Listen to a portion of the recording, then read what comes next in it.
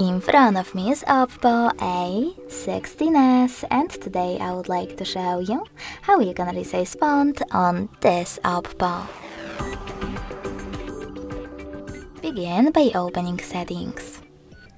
In them, choose personalizations over here, and then select font and display size.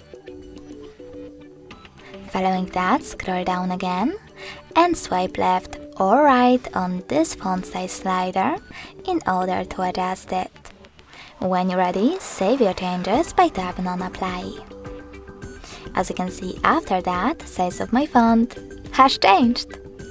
Thanks so much for watching. If you enjoyed this video, leave a like, comment and subscribe.